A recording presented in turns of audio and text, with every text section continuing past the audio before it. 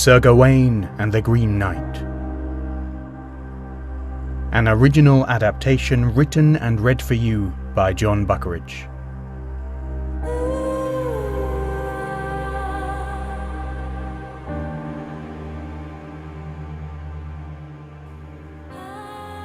Part 24. Homecoming. As he left the dark woods behind him and headed out into the broad, bright greenery of the main forest, the trembling in Gawain's legs finally stopped. Still, he was certainly within the realm of the Green Knight's power, so he did not check Gringolay to rein in his pace. Through the canopy above, small flakes of swirling snow began weaving their way to the ground, and the smell in the air was rich with the promise of more. Gawain leant forward in the saddle, ready to ride hard. With time they worked their way out of the forest, and Gawain came to the clearing by the river where he had faced the dragon. Its body lay there, undisturbed and still in the first fallings of snow.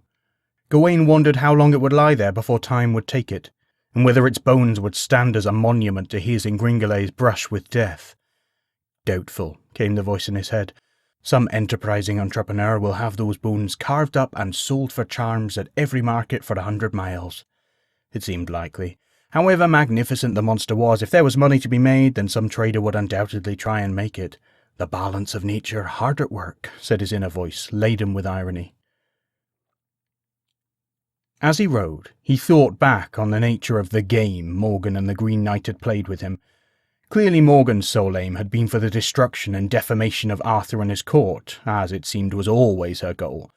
A complicated family, his inner voice suggested. Complicated indeed. The Green Knight, though, had clearly wanted Gawain to learn a lesson. For him the victory was in the lesson having landed, not in the death that would have followed if Gawain had failed. He thought back on the lesson he had learned and the example set for him in Bertilac's castle. Living within the balance of nature, living accountably for your actions, understanding the cost of your consumption were all good things to embrace. But the way he had used people, Gawain could not fathom it. Even people of his own creation, in a castle of his own creation, it all still seemed so inhumane. But then the teacher was inhuman. Perhaps living for thousands of years and seeing mankind come and go in what seemed like the blink of an eye would make you give them less respect than they deserved. His hand brushed against the soft silk of the green girdle still tied at his waist, and the memory of Lady Bertilac came with it. No. He would not reject the lessons he had learned, but he would not, could not, excuse or justify the methods used to teach them, no matter who the teacher was. From that day forth, he resolved, he would try to treat all people with as much respect and value as he could. Try to make the lives of those around you better, his inner voice reminded him. Over the next few weeks he pressed on and pushed hard to make it home as quickly as possible. He paused briefly at the place where he had fought the troll. There was nobody there as there had been with the dragon, but there were two great boulders that had not been there before, one where the body had lain, and another where its severed head had fallen. He stopped for a short time in the village of the Blighted Lands, and there he ate with Stanley and the friends he had made. Actually, the little man told him, glowing with pride, we have elected to rename the village. Oh, asked Gawain, and what is the new name of the village I shall undoubtedly be visiting again in the future? Well, said Stanley, we took a vote on it, and the consensus came to, you'll like this, he paused for dramatic effect, Beast's End. He said it with a flourish and looked imploringly at Gawain. Do you get it? Because that's where the beasts met their end. We thought it were dead clever. Gawain assured them that he did indeed get it, and it was a fine name for the place, and Stanley's pink face positively beamed with delight. He had resolved to push on hard and make it home all the sooner. But the lure of the pie at Rosie's Inn was far too much for him, and he stopped off at the Wirral for a few days of catching up and eating as much as he could. So, you met your green man then, did you, lad? Asked Bertram, that stunning smile Gawain remembered so fondly gracing his face again. I did, Bert, Gawain replied, and he was everything you told me, and more. And now it was his turn to tell a tale of the green men at Rosie's Inn, and the whole crowd leaned forward as they listened, quite captivated by Gawain's account of his adventures. Strike a light, said Bertram when his tale was done. That's quite a story and no mistake. Here, Crispin, did you hear all of that Gawain told just there? I did, replied Crispin from his customary corner. and I think I'll need a few more drinks before I believe all that lot. Get around in, Bert, and let's hear more from the great Gawain of the Green Axe." Gawain laughed along with them and relished his days with the kindly folk of the Wirral, but eventually it was time to move on. And so, as February found its infancy, and the first flocks of newborn lambs were taking their unsteady steps, Gawain caught sight of Camelot, and Gringolet led him home. "Welcome, Gawain!" cried Arthur, and he pulled him into an embrace in an uncharacteristic display of emotion. We are so glad to have you home. I must confess, we had begun to worry that you might not. But never mind, here you are, and we are all the more glad for it." Arthur called for wine and food, and Gawain greeted all the faces he had missed so much in his absence. "It's good to have you home, Gawain," said Guinevere as he greeted her. Her keen eyes caught his, and her hand flew to her mouth in empathy and alarm. "Oh, Gawain, your eyes! You have seen a great deal in your travels, I can tell, and it has taken much from you." Gawain didn't know how to answer that, but then he never got the chance, because at that moment Bishop Badawin swept him up in an embrace, showing surprising strength for a man so small. "Another clergyman who was not always of the cloth," his inner voice announced. "Arthur may have had his concerns, lad, but I never doubted you would be back for a second. Mind, I did send up quite a few prayers on your behalf, just to be on the safe side." He winked at Gawain and slipped something into his hand, a flask of his fabulous mead.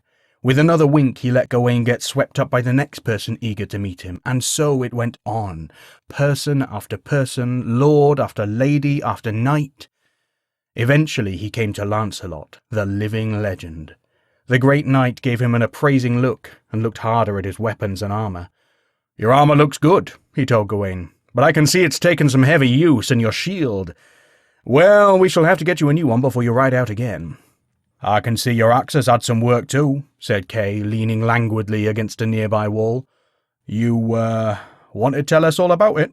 His stance was the picture of laid-back laziness, but his eyes looked like a man who wanted to hear a story. "Never mind the axe," interrupted the king. "What about the sword I gave you? Did it serve you well?" Gawain was not used to this level of attention from the court, and it was an opportunity he could not pass up. He struck an air of knightly nobility, and laid his hand on the pommel of his sword. "This sword, uncle." He paused for a moment, just long enough to pique the interest of everyone in the room. From the corner of his eye he saw Kay lurch forward from his lethargic lean, and he knew he had them. "This sword is a dragon slayer." The room erupted with questions, as he knew it would, and the whole court of Camelot were clamouring to hear more. Eventually Arthur's voice cut through the chatter. Calm yourselves, called the king. "Give the man some space, and I'm sure he shall enlighten us all." Gradually the room calmed, and all eyes were back on Gawain, waiting patiently. "Come, nephew," said Arthur. "Tell us of your travels." And Gawain did. From start to finish he told them of his journeys and his adventures, the places he'd been, the people he'd met, the lessons he'd learned. At first it was fun and flattering to be the object of everyone's attention, and to get the glory he'd always imagined he wanted.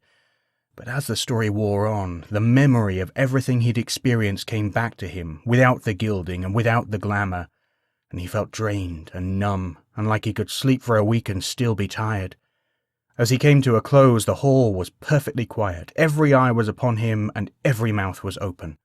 "And then I ran, as fast as I possibly could," he finished. Silence reigned, and Gawain stood there, feeling like he'd lived it all again, and the fear was still on him.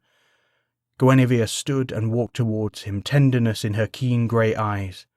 She lay a hand on his cheek, and drew him into a warm, comforting hug, and in front of everyone, Gawain wept, and Guinevere wept with him.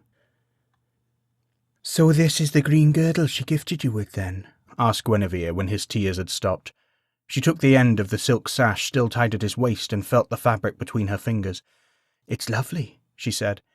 "I wonder why it did not fade when it left the land of the green man." "I do not know, my lady," replied Gawain, "but I am glad it did not. I shall wear it always as a reminder of the lessons I have learned upon this journey, and of the woman who gave it to me. She was a lie, a trick, a fabrication, and yet I feel something real existed between us. Perhaps that makes me a fool, but I would rather be the fool who looks for the real amongst the falsehoods than the one who chases the lies and misses what is true." "Well said, Gawain," said the king in a small, solid voice. "May that be true of all of us." Eventually, Gawain's exhaustion got the better of him, and he made his way to his rooms to sleep. I shall not say whether his sleep was good or bad, only that it was long.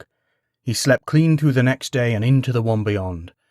As day broke and the castle of Camelot came alive, Gawain rose, listening to the comforting sounds around him, the bustling murmur of a true castle about its business, and he smiled. Making his way to the hall in search of food, he passed Bedivere in the corridor. "Morning, Gawain," he said. Gawain wasn't certain, but he was sure he'd seen a flash of green on Bedivere's customary blue. He turned to check, but Bedivere was already gone. Next he passed Owain, who was at court on business before returning to his forest home, and there he saw it for certain. Splashed across the waist of Owain's red tunic was a green sash. "Good morning, Gawain. Are you well?" asked Owain. Gawain, his head still muzzy from sleep, was so wrong-footed by the man's sash that he could not think of a reply. He nodded mutely and Owain passed him by. "What is going on?" asked the voice in his head. As he walked on through the familiar corridors, he saw that every knight was wearing a sleek green sash around their waist. They made no comment on it or asked for his opinion or approval, but they simply went on about their business, greeting him warmly. It was only when the king greeted him and Gawain saw that he too was wearing a green girdle around his middle that he felt he had to ask. "My king, the sashes, everyone is—" He did not know how to phrase what he was thinking, but he did the best he could. "Should I feel flattered or offended?" "I think," said Arthur, a warm smile playing at the corners of his mouth and a kindly sparkle in his eyes, "that you should feel accepted." Gawain looked around him again, at all the great men he had admired and looked up to for so long, men who had heard his story, gloried in his successes, grieved at his shortcomings, now all dressed with a silk sash and standing in solidarity, and he felt, at long last, that he was one of them.